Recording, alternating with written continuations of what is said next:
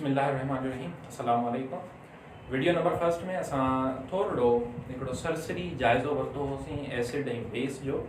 उन में असां सुञाणप पढ़ीसीं त एसिड ऐं बेस जी सुञाणप छा आहे, या PhD JST जे मुताबिक़ असां खां कहिड़े क़िस्म जा सवालात थी सघनि था।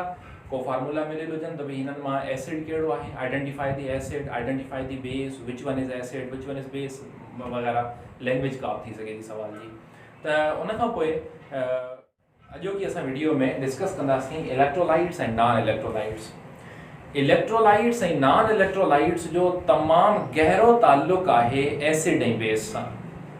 एक्चुअली एसिड्स ऐं बेसिस खे ई इलेक्ट्रोलाइट्स चयो वेंदो आहे। त अञा हिकिड़ी ॻाल्हि जेका थोरी एडिशनल ॻाल्हि आउं कंदो हलां, त इलेक्ट्रोलाइट नॉन इलेक्ट्रोलाइट पढ़ण खां अॻु में हिकिड़ी सिंपल ॻाल्हि, साल्ट। हाणे असां पढ़ियोसीं एसिड उहो हूंदो आहे जंहिंमें हाइड्रोजन आयन हुजे, बेस उहो हूंदो आहे जंहिंमें OH आयन हुजे, salt is a third category. Salt जेका आहे उहा टी कैटेगरी आहे, टियों क़िस्म आहे इलेक्ट्रोलाइट्स जो। साल्ट उनखे चइबो आहे जंहिंमें न हाइड्रोजन हुजे न OH हुजे, छो त हाइड्रोजन सुञाणप आहे एसिड जी, OH सुञाणप आहे बेस जी। अगर हाइड्रोजन आहे त असां चवंदासीं एसिड आहे, अगर OH आहे त असां चवंदासीं बेस आहे। पर अगर हाइड्रोजन बि न हुजे ऐं OH बि न हुजे, इन्हनि ॿिन्ही जी जाइन ते कुझु ॿिया डिफरेंट आयन्स मौजूद हुजनि, जीअं NaCl। हाणे हिते पॉजिटिव ही नेगेटिव कंहिंजे ज़हन में थी सघे थो त असांखे कीअं ख़बर पवे त पॉजिटिव ही आहे नेगेटिव ही आहे। त फार्मूला लिखण जो हिकिड़ो जेको उसूल आहे, बुनियादी उसूल इहो हूंदो आहे त हर फार्मूला में जेको पहिरियों लिखियलु हूंदो आहे उहो पॉजिटिव हूंदो आहे। या ईअं खणी चऊं त फार्मूला लिखण महिल जेको पॉजिटिव आयन हूंदो आहे उनखे पहिरीं लिखिबो आहे, ऐं जेको नेगेटिव हूंदो आहे उनखे बाद में लिखिबो आहे। कुझु जायनि ते थोरो इनकरेक्टली उहो लिखियलु हूंदो आहे, उहो आउं ज़िक्र करियां थो। त जीअं आहे CH3COONA। हाणे मां ॾिसो पिया त हिते Na लास्ट में लिखियल आहे, बाक़ी सॼो ही शुरू में लिखियल आहे।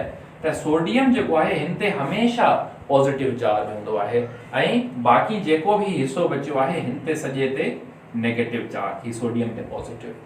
त हाणे हिननि ॿिन्ही मां असल तरीक़ो कहिड़ो आहे? असल तरीक़ो ही आहे, अव्हांखे 99% केसिस में अव्हांखे फार्मूला हिन हालत में मिलंदा, जेको पहिरीं हूंदो उहो पॉजिटिव ऐं जेको बाद में हूंदो उहो नेगेटिव। त अहिड़ो को बि केमिकल, अहिड़ो को बि कंपाउंड जंहिंमें पॉजिटिव जी जाइ ते हाइड्रोजन न हुजे ऐं नेगेटिव जी जाइ ते OH न हुजे, त उनखे साल्ट चइबो आहे। ही ॻाल्हि अव्हांखे ज़हन में रखणी पवंदी। हाणे अचूं था इलेक्ट्रोलाइट्स ऐं नॉन इलेक्ट्रोलाइट्स ते। इलेक्ट्रोलाइट्स बुनियादी तौर ते उन्हनि खे चइबो आहे अहिड़ा कंपाउंड जिन जे सोल्यूशन मां करंट पास थी सघे। मतलब त को अहिड़ो कंपाउंड जंहिंखे अव्हां पाणी में ॻारियो ऐं पोइ उन मां करंट पास करियो त उन मां करंट पास थिए, उन मां इलेक्ट्रिसिटी फ्लो करे, त उनखे इलेक्ट्रोलाइट चइबो आहे। खंड अगर पाणी में ॻारींदव त उन मां करंट पास कोन थींदो, पर लूण पाणी में ॻारींदव त उन मां करंट पास थींदो। त हिन जो मतिलबु आहे असां बुनियादी तौर ते चवंदासीं त इलेक्ट्रोलाइट जो मिसाल कहिड़ो थियो? लूण NaCl। ऐं नॉन इलेक्ट्रोलाइट जंहिंमां करंट पास न थिए उनखे चइबो नॉन इलेक्ट्रोलाइट। नाले मां ई ज़ाहिर आहे, इलेक्ट्रो मीन्स इलेक्ट्रिसिटी, ईअं यादि रखंदव त आसानी थींदी। Electro means electricity.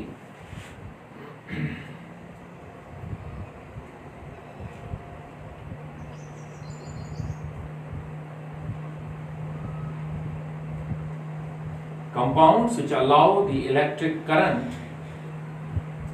to pass through their aqueous solutions or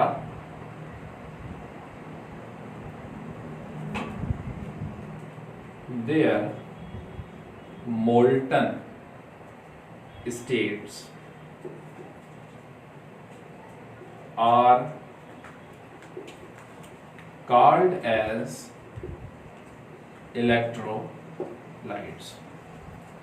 मुंहिंजो मक़सदु इहो हरगिज़ नाहे तव्हांखे डेफिनेशन रटाई वञे ऐं अव्हांखे मक़सदु आहे अव्हांखे सिर्फ़ु हिकिड़ो बुनियादी कंसेप्ट ॾियणु त इलेक्ट्रोलाइट हूंदा छा आहिनि। त ही अल्फाज़ अव्हांजो कंसेप्ट हिननि अल्फाज़ जो मोहताज न हुअणु खपे। अव्हां हिननि जी जाइ ते कुझु ॿिया अल्फाज़ पेस्ट करे सघो था, हुननि जो मतिलबु ऐं मफ़हूम साॻियो हुअणु खपे। कंपाउंड्स विच अलाउ, जेके अहिड़ा कंपाउंड जेके इजाज़त ॾियनि दी इलेक्ट्रिक करंट खे इजाज़त ॾियनि to pass through their aqueous solution, उन्हनि जे पंहिंजे सोल्यूशन मां गुज़ारीन या गुज़रण जी इजाज़त ॾियनि। एक्वस माना पाणी में सोल्यूशन ठहियल हुजे उन मां उहे गुज़ारीन, या पोइ मोल्टन स्टेट, मोल्टन लफ़्ज़ जी माना हूंदी आहे पिघरियल। हाणे ॿ ॻाल्हियूं थी वियूं, लूण खे अगरि अव्हां पाणी में ॻारियो था इहो थी वियो लूण जो एक्वस सोल्यूशन जंहिंमां करंट पास थिए पियो। पर अगरि लूण खे अव्हां पाणी में नथा ॻारियो, लूण खे अव्हां हीट था करियो 801 डिग्री सेंटीग्रेड ताईं, त लूण ॻरी वेंदो। ॻरंदो माना जीअं बर्फ़ पिघरजंदी आहे ईअं लूण बि पिघरिजी वेंदो। लूण जेकॾहिं पिघरिजी वेंदो त हिन जो मतिलबु आहे हुन लूण में पाणी शामिल कोन थियो आहे, उहो लूण ई आहे जेको लिक्विड फॉर्म में अची वियो आहे। हाणे त उन लिक्विड फॉर्म मां बि करंट पास थी सघे थो।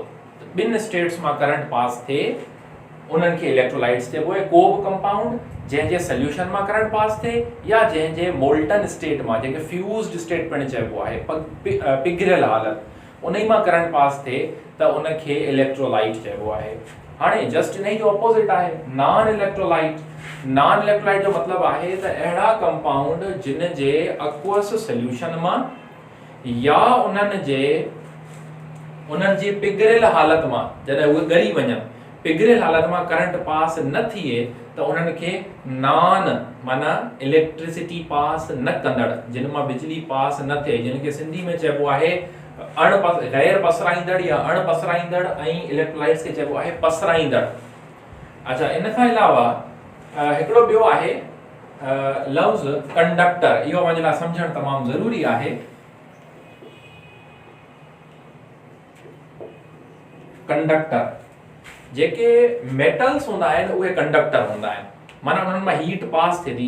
जेके बिजली जे थंभनि में जेके वायरूं लॻल आहिनि इहे कंडक्टर आहिनि, इहे इलेक्ट्रोलाइट कोन्हे।